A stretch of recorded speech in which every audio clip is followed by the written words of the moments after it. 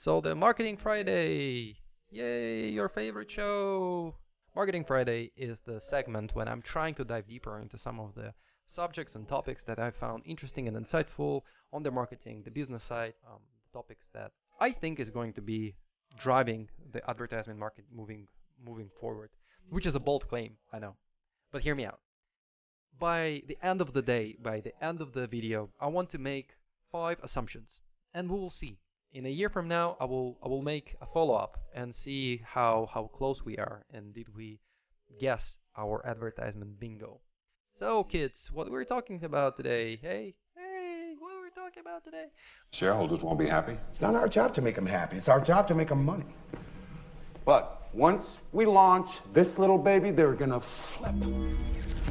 We call this Pure O2. This is the first of our planned upgrades. Once we can roll back some of Holiday's ad restrictions, we estimate we can sell up to 80% of an individual's visual field before inducing seizures. We are going to talk about advertising of tomorrow.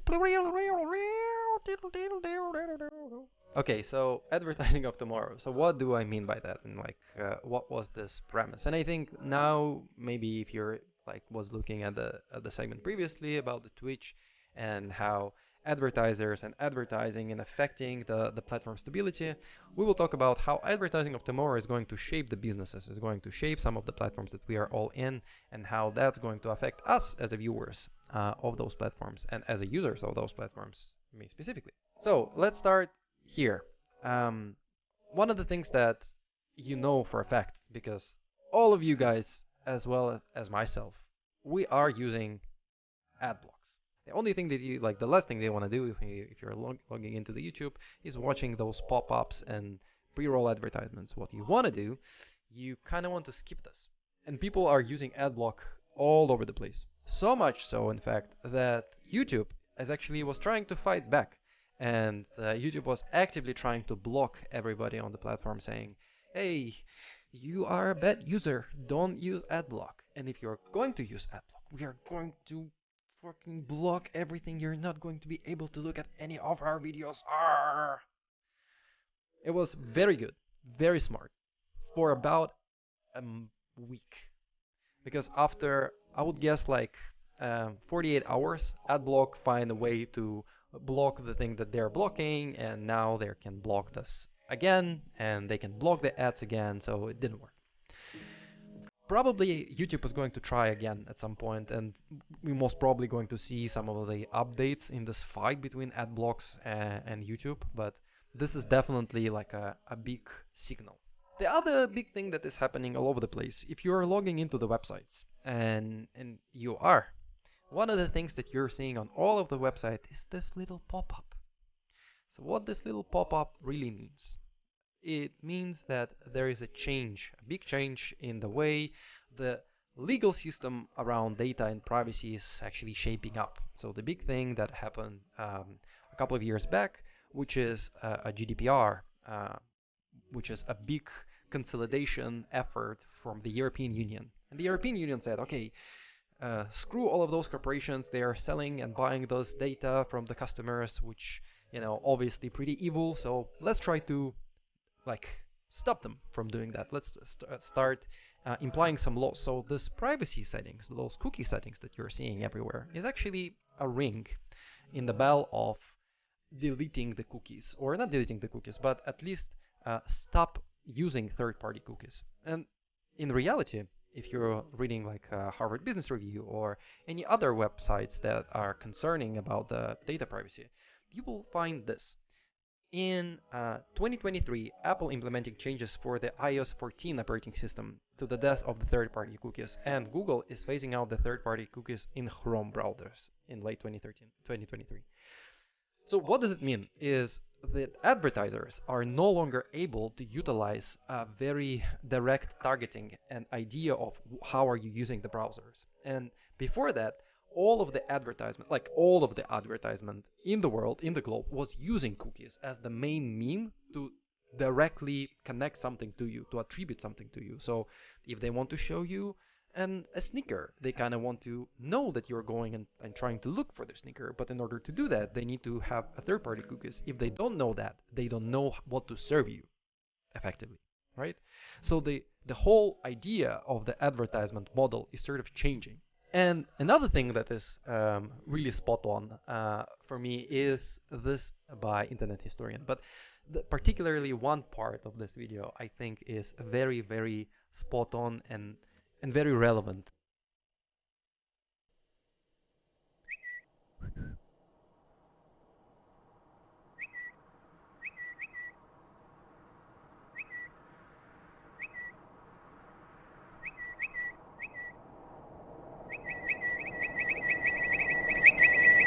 Precisely 0.1 seconds after they posted it, they must have realized it wasn't the wisest move. And they apologized, but the media got involved. So they kept apologizing. I'm sorry. They couldn't stop apologizing. I'm sorry. They just I promise you never again. I'm so sorry. It was terrible. I couldn't be more sorry. Please accept my deepest apologies. Relax. The main point that I'm trying to make here: brands are bad at social media. Most of the social media campaigns are sort of going sideways. And I was running a lot of social media campaigns, and I would say some of them were quite okay, but they're very localized. If they are spawning out of control, which is quote unquote going viral, there is no way that any brand can contain or control what's happening on social media. And the main problem that all of the brands have is that they're trying to be like likable, and it's not really working for people because most of the people don't find that authentic. So here we go. We have this chat marketing manager.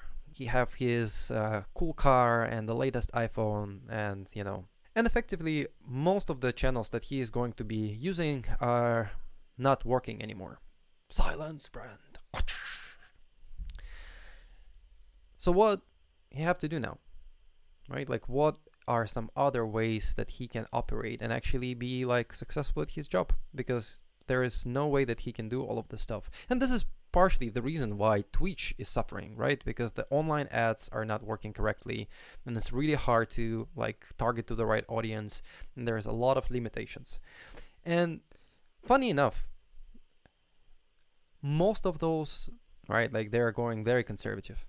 They're going to the classical media. So print, TV, radio, search engines, podcasts, native integrations. And this data is very, very consistent. So I've looked at 5 or 6 different studies in the last 15 years. Trustability of the specific platforms or of the specific channels are quite consistent, which is bananas to me. As like a digital advertisement by train, this seems like a very counterintuitive. But what you will find if you will type anything as a business owner or as an entrepreneur, like which channel should I invest in? Most of the time, like 10 out of 10 articles that you're going to be direct advertised is like, go to social media, go do like direct advertisement campaign, buy sales on, direct ads on Instagram, which in reality probably is the least likable way for them to secure like new accounts or actually a new revenue source. Much like better for them to actually go and do the podcast or go and actually, get an influencer to talk about them, which is going to be a much more trustworthy way for them to get the people back in. With this in mind, now we're getting into this interesting graph of marketing initiative conundrum, which is there is almost like two different types of marketeers in the world right now. And there is a false dichotomy, like there is no such a thing as a like pure black and white. But for the sake of this presentation, let me, sometimes be this guy who would, paint the world in the black and white where everything is so simple. Just for this one brief moment, let me do this. Hear me out. The average indie advertiser or marketeer who's working in the company with a huge budget when he cannot go wrong, and there's probably even more money than he needs to, and they need to spend money somewhere, will probably be somewhere here. So this advertiser indie is all about brand videos, advertising campaigns. And there is a small company marketeer indie, or I would say like a technical, a more technical guy, who is really all about data driven and all about scientific approach. So he's probably going to be somewhere around here.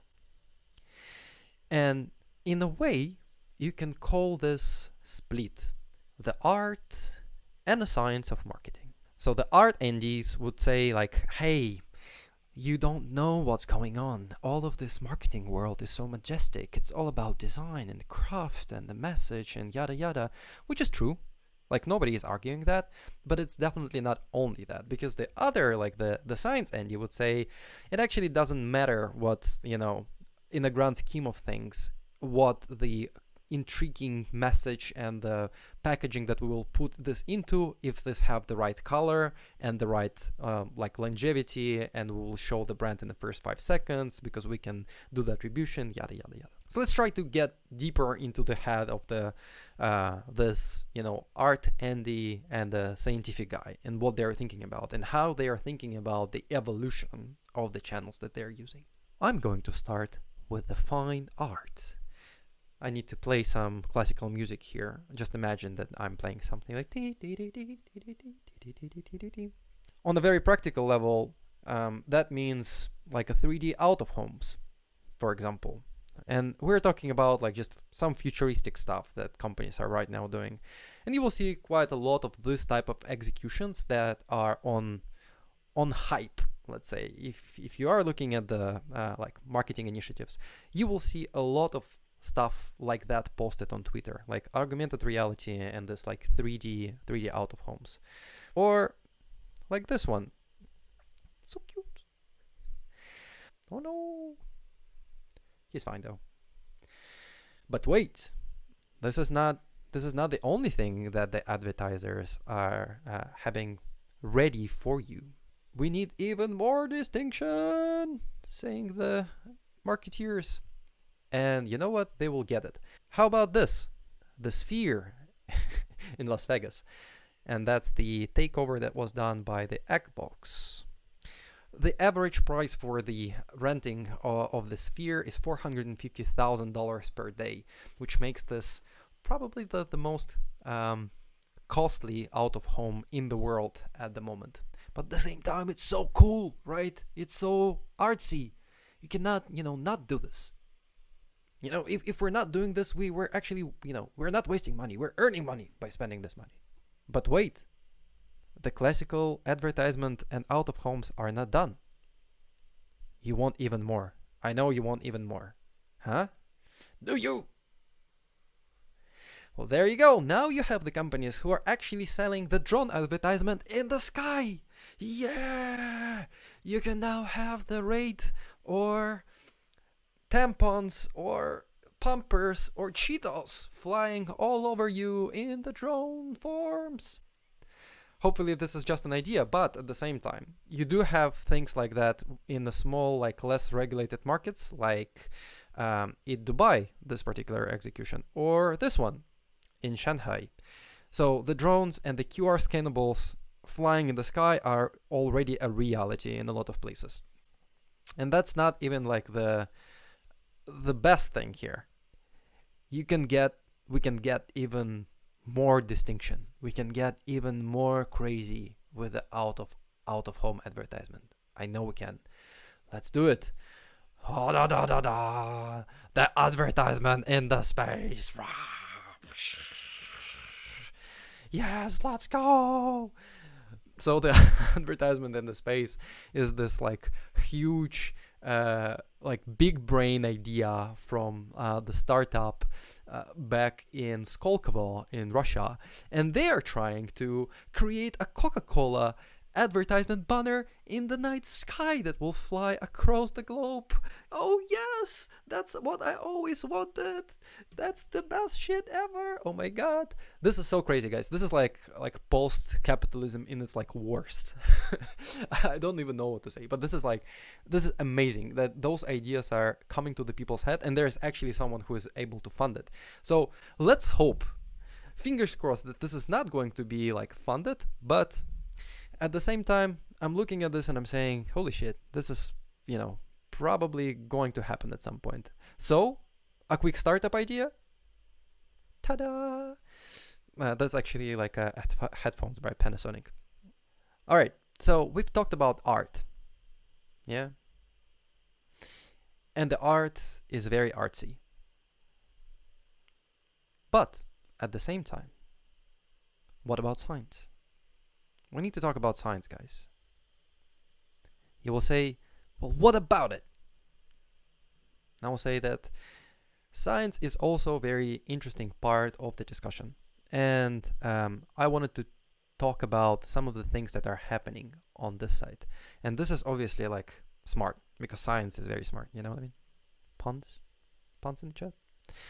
So what I wanted to show you is this amazing, wonderful piece of advertisement, which is reviewed by a very cool YouTube creator and a Twitch streamer, Atriok, which I really recommend if you're into the topic of marketing and advertisement. This is also, if you're following me, you also should follow him, right? But for reals, he's really dope. Ladies and gentlemen, welcome to Marketing Monday.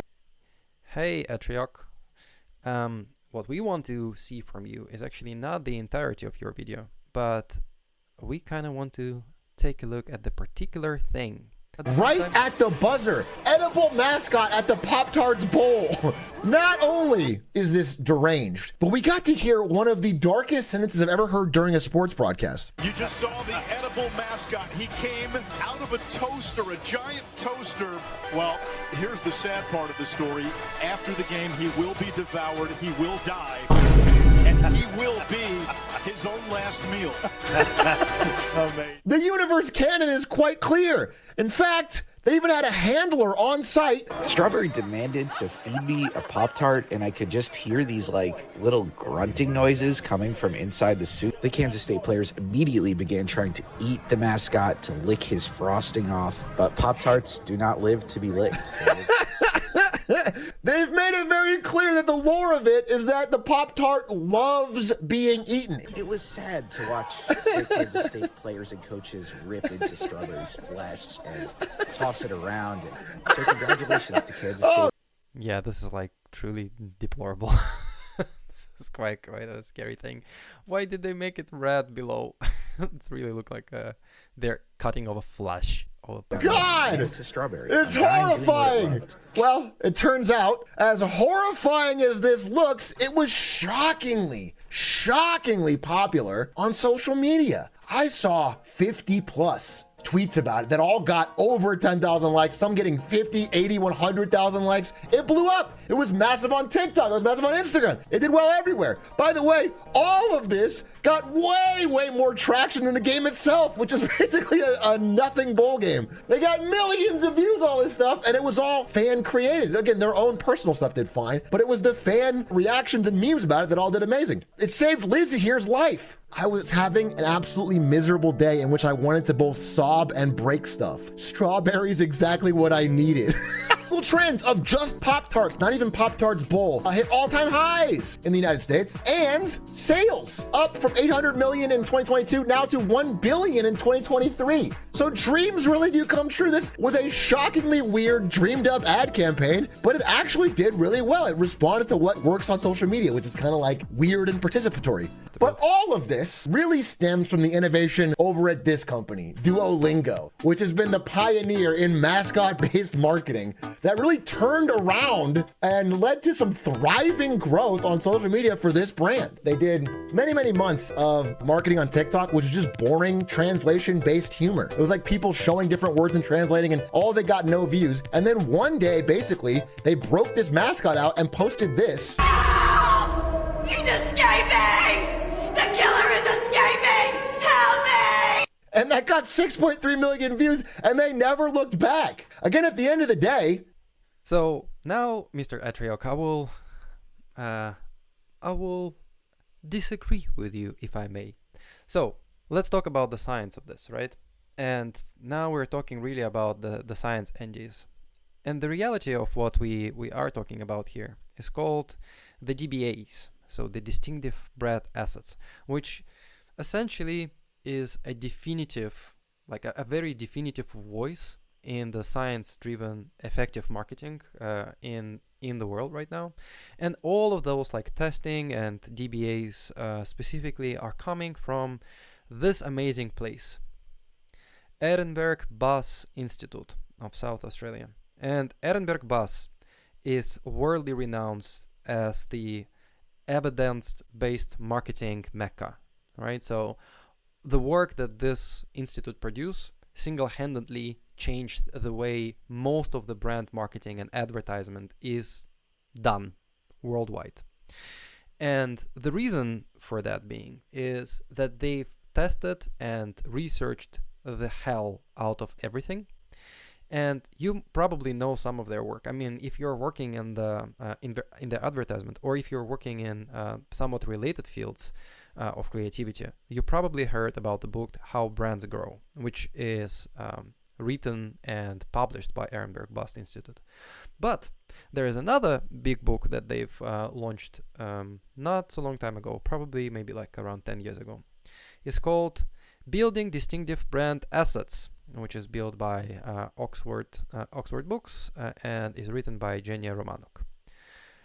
And the main thing that Jenny is doing in the DBAs and the DBA structures, and if you don't know what DBA is really an idea that you can build a certain visual principles and a visual hierarchy of things that you're producing for the consumers that have a tendency to work, right? Like if you are delivering something to the consumer with a specific attributions, with the specific colors, with the specific aspects of it, it will definitely work much better than anything else. And if you will do this consistently, this will outperform the shit out of everything that you can potentially do.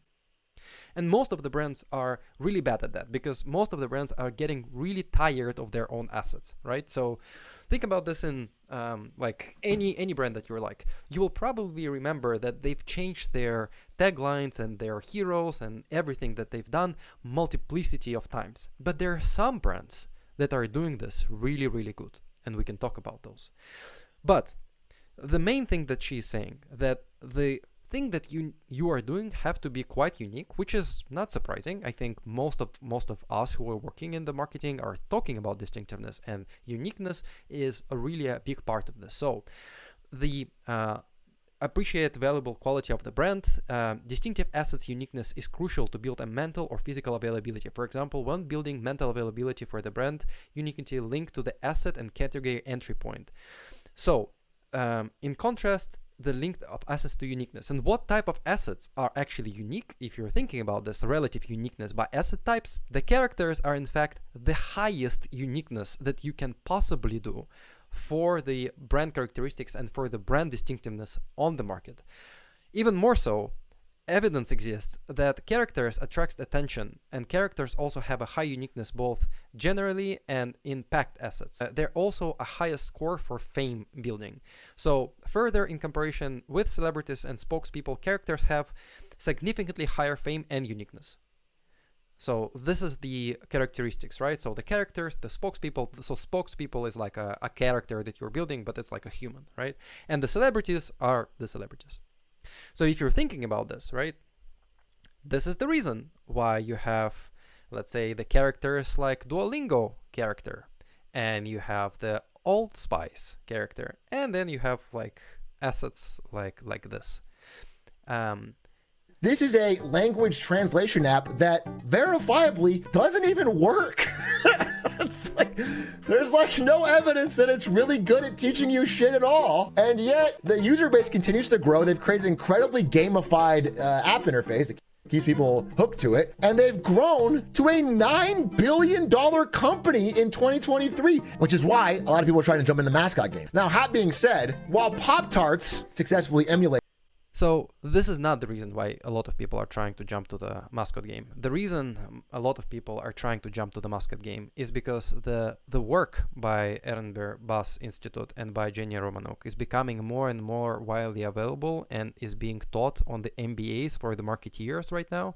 And this is actually becoming like a staple for the performance-driven marketing and for the companies that are working with the top consulting agencies like McKinsey, Accenture, like their leadership team is being taught on this as well.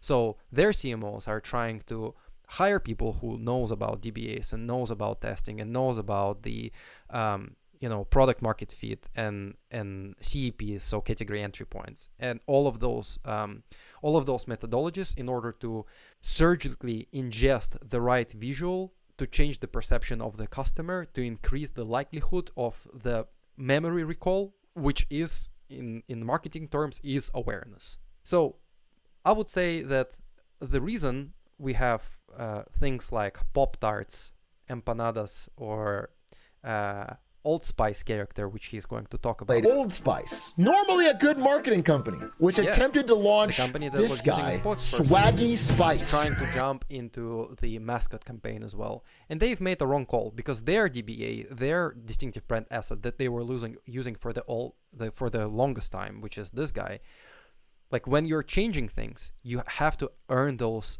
points from the starter. Yeah. And this is the main problem, that a lot of companies are getting tired of their brand distinctive assets, and they're trying to do something new, but they have to stick with the things that works. That's why marketing is in a way boring, but at the same time, that's a patience game. And if you look at Duolingo haven't found this asset from like yesterday. They were doing this for 12 years. And even more so, this more and more companies are doing something like that. Discord actually done a rebrand a year ago with AKQA, and they've added the characters to their identity. Salesforce did a very successful branding, like refresh a couple of years back, introducing characters to their identity. So I would argue that in reality, we will find more and more companies doing this moving forward, because this is the part of like the world-renowned leaders in marketing effectiveness, and this is going to be very prevalent on the market. But I am foreshadowing because, hey, this is our next topic about the predictions. So let's try to predict what's going on, and because this is what we're here for, right? So let's say the first prediction of 2024 for me is the fact that there's going to be more obscure alt type adverts, and I would say that most probably there's going to be a comeback of print. The other thing that for sure is going to happen is the AI driven ads. So I'm quite sure that there's going to be at least like one or two like super big ones. By that, what I'm saying is I'm actually going to specifically put like a sticky note here. I think there is going to be like done like from the beginning to the end by AI. So the AI created the idea, AI created the script, AI wrote the synopsis, AI created the mood board, and AI made the actual video. Option number 4, there's going to be at least several big rebrands that will include mascot as the main driver for the communication. And the prediction number 5, most of the companies that are built for the advertisers will try to find a new revenue source from the actual like streamers or creators, so will creators as revenue source. That's my predictions. I think just to wrap it up for today, if you're interested in these topics, if you're interested in the content that we've had today, or you want to rewatch this, please make sure to go to the YouTube channel that we have, which is also at Tesla Pi on the YouTube. Or you can watch the VODs that are also here on Twitch. Thank you all. Thank you very much for being a part of the stream today. Thank you for active chatting. Really appreciate the support, and I will see you next week.